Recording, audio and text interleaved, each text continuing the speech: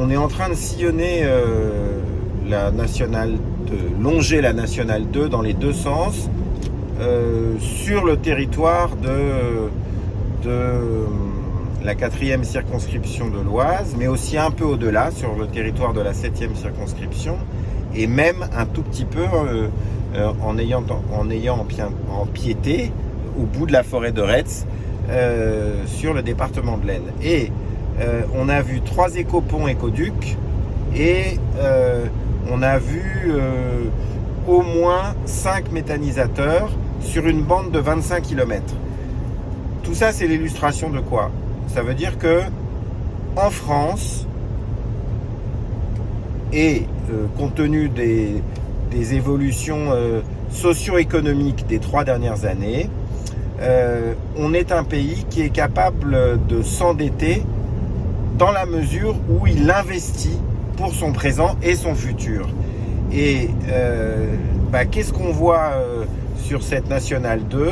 On voit des travaux qui visent à transformer une monovoie en double voie, et puis on voit des travaux qui nous montrent que il y a une considération pour les animaux. Alors là, c'est pour les chasseurs de l'Oise, ils ont beaucoup de chance, et pour les chasseurs de la forêt de Retz, mais les objectifs là convergent exactement avec ceux du parti animaliste, c'est-à-dire donner à la faune sauvage la possibilité de ne plus se faire écraser sur les bords de nationales, de départementales, donner à la faune sauvage la possibilité de maintenir son brassage génétique, maintenir sa biodiversité et maintenir des cheptels de population à des niveaux décents.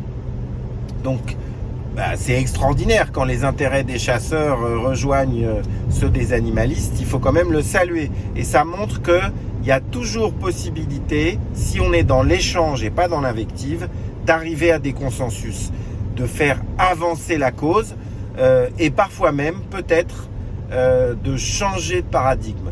Que l'État français, les hommes politiques pour qui l'on vote et les administrations françaises, les presque 6 millions de fonctionnaires, montrent enfin de manière concordante et nette une considération forte pour les animaux, quels qu'ils soient.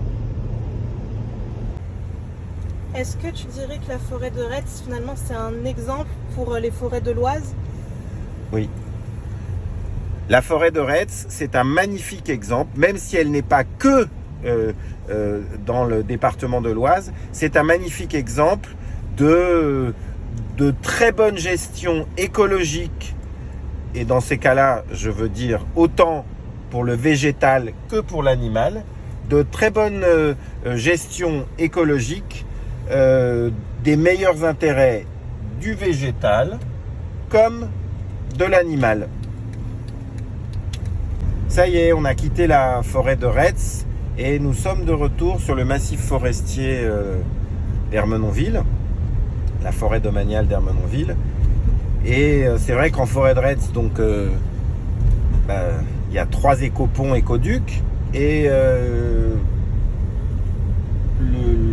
les animaux de la faune de la forêt de Retz, il y en a certainement qui viennent aussi dans la forêt d'Ermenonville, mais hélas, au-dessus de la Nationale 2, à hauteur de la forêt d'Ermenonville, il n'y a pas d'écoduc, il n'y a pas d'écopont.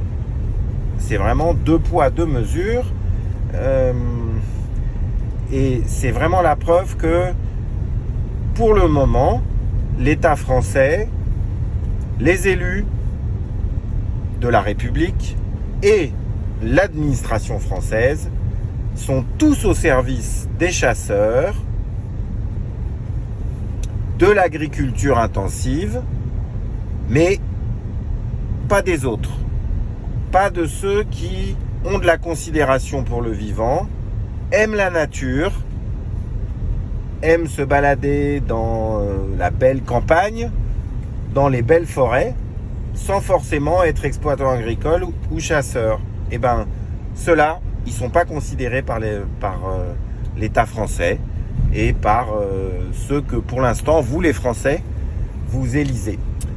Donc, s'il vous plaît, si vous aspirez à ce changement de paradigme, plus de considération pour les animaux, moins de cruauté envers eux, et là on parle de centaines de millions d'individus dont la vie est impactée chaque année, de centaines de millions d'individus qui sont mis à mort chaque année, votez pour le candidat du parti animaliste. Et vous verrez, là ça va changer.